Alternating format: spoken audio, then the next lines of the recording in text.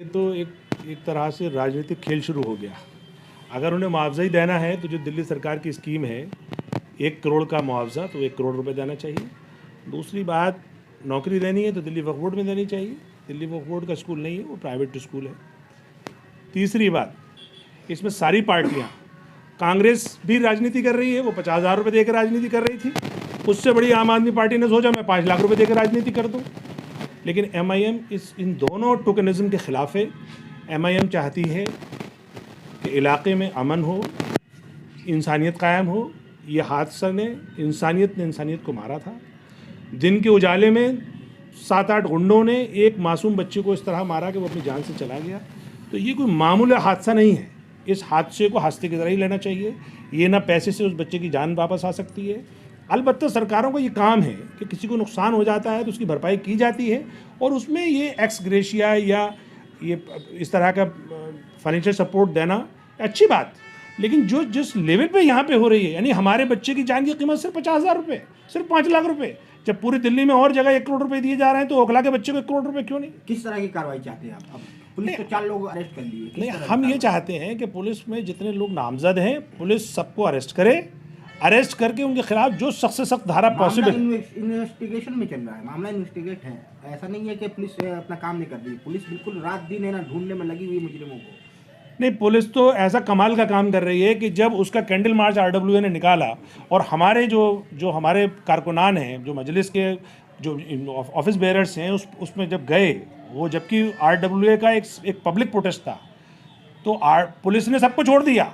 उस तालिब के मामले में तो इन्वेस्टिगेशन चल रही है, लेकिन हमारे लोग जो गए उनके खिलाफ उन्होंने FIR कर दी। चलिए कोई बात नहीं, उन्हें लगा कि साहब उन्होंने बिना परमिशन के कैसे जुलूस निकाल दिया। लोगों के खिलाफ उसमें FIR में नाम, लेकिन किसी को रात को पुलिस ने नहीं उठाया। हम पार्टी से किस का नाम है? हमारी पार्टी से अफजल अफरीदी हैं, आरिफ सैफ़ी हैं।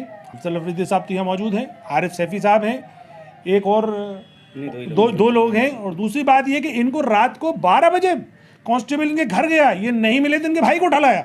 मेरा सवाल ये है, क्या पुलिस को ये नज़र नहीं आता कि जहां मर्डर हुआ दिन के उजाले में, वहां तो वो तफ्तीश चल रही है, उनको वो मुजरिम नहीं मिल रहे, वो मुलजिम नहीं मिल रहे। और एक मामूली जो सिविल जो ओबीडियंस में, यानी अपनी बात उठाने के लिए कि भाई ये तरह से अमन चैन रहना चाहिए इलाके में, कैंडल मार्च निकालते हैं।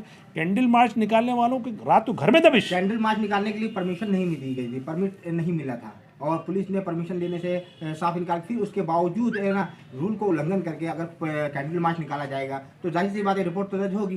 नहीं, बिल्कुल होनी चाहिए। मैं कह रहा हूँ कैंडल मार्च निकाला, हम सियासी लोगों का ये काम है। और अगर कैंडल मार्च के खिलाफ FIR आप दर्ज करते हो DDMA एक्ट में, करिए आप, कोई बात नहीं, इस पर जो भी हम होगा हम भुगतने को तैयार है। लेकिन ये कौन सा तरीका है कि रात को 12 बजे पुलिस दबिश डाले और वो कैंडिडेट ना मिले उसके भाई को उठा लाए? ये तो क्लियर कट ब्लैकमेलिंग, और ये इस तरफ इशारा है कि आप जिसने मारा उसको तो आपको अभी तक मिला नहीं, उसमें आप तफ्तीश कर रहे हो, इन्वेस्टिगेशन कर रहे हो, और जो लोग उसकी इंसाफ की मांग उठा रहे हैं उनको घर से उठा के ला रहे हो। ये दिल्ली पुलिस पे सवालिया निशान है। मैं थाना जामिया नगर के SHO से इस सवाल करता हूं कि आप इन्वेस्टिगेट करिए, वो कौन बीट ऑफिसर है, वो कौन बीट इंचार्ज है जो अफजल आफरीदी के छोटे भाई को रात को 12 बजे उठा के लेकर आया। MIM इस पूरी घटना की मजम्मत करती है, और ये इसकी शिकायत DCP से भी करेगी, कमिश्नर ऑफ पुलिस से भी करेगी कि आखिर इलाके में एक तरफ आप मर्डर नहीं रोक पा रहे हो, और दूसरी तरफ जो लोग अमन की जो पुकार लगा रहे हैं या अमन की मांग कर रहे हैं उनको आप रात में उठाते हो।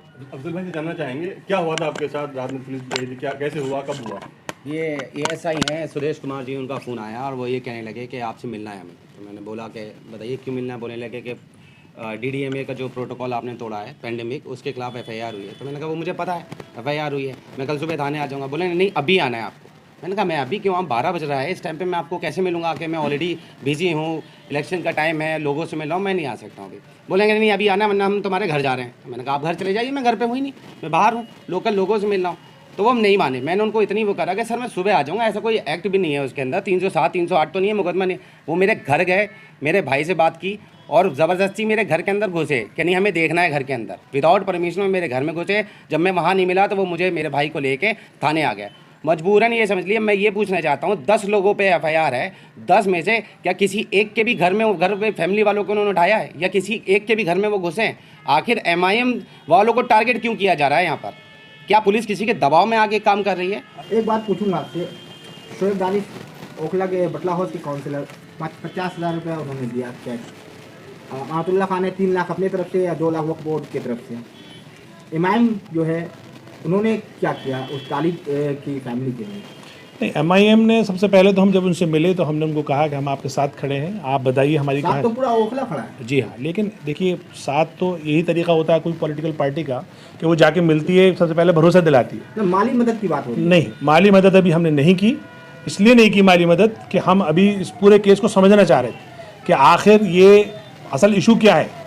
इशू क्या माली नुकसान का है या जानी नुकसान का है? हमें ये लगा ये जानी नुकसान का है। ये माल से ज़्यादा उस शख्स की जान की कीमत है, माल से ज़्यादा उस कानूनी कार्रवाई की कीमत है कि क्या वाकई जो कल्प्रिट हैं वो पकड़े जाएंगे या माल के चक्कर में दब जाएंगे। अब ये जो 2 लोग हैं जिन्होंने 50,000 की मदद दी है या 5 लाख की मदद दी है, मैं आपको बता दूं वो जो जिनके बाबू भाई का जो बच्चे का इंतकाल हुआ है वो ऐसा उनके लिए ज़रूरत नहीं है कि साहब वो 50,000 के लिए बैठे थे। असल बात तो ये है कि उन्होंने अपना लख्त जिगर खोया और अकेला बच्चा था। और चूंकि ये मेरे MIM के ये इनके सगे फूफा हैं, वो जो मरने वाला बच्चा है परवेज़ मियाँ का सगा फूफाजाद भाई है, ये मेरे मजलिस के सिपाही हैं। तो अगर हम मदद भी करेंगे तो हम इस तरह से नहीं करेंगे दिखा के, क्योंकि हमें इस तरह के मर्डर पे राजनीति नहीं करनी। ये मदद जो है हमारी और उनकी आपस की होगी। जाहिर बात है वो हमारे भाई हैं, हमें उनके हर हाल में उनके साथ खड़े रहना। कलीमुल हफीज़ साहब, एक बात कहूँगा, पूछूंगा कि जान तो वापस आ नहीं सकती, वो तो चली गई। जो एक बार जाता है वापस नहीं आता। रही बात कार्रवाई की तो पुलिस कर रही है, 4 लोग अरेस्ट हो गए। अब रही बात कि उनके घर में कमाने वाले कोई नहीं है, बूढ़ा बाप है, एक ही इकलौती औलाद थी, वो जा चुकी है, यानी कि उनका मर्डर हो चुका है। तो अब उनको ज़रूरत है फाइनेंशियल सपोर्ट की, जी, वो मिलना है ताकि उनका गुजर बसर चल सके, क्योंकि 5 लाख और 2 लाख या 50,000 ये बहुत छोटी रकम है और ये कब ख़त्म हो जाए कुछ नहीं। कुछ ऐसा परमानेंट आप लोगों ने उनके लिए क्या सोचा है तो जो परमानेंट उनका चलता रहे गुजर बसर? नहीं, ये बिल्कुल आपने सही बात कही और बाबू भाई से मैं बात भी करूँगा अभी कि हम उनका कुछ ऐसा इतना अरेंजमेंट करा दें, ख़ास तौर से उनके परमानेंट इनकम का, कि जिससे उनके बच्चे की जो आने वाली इनकम थी उसकी भरपाई हो जाए।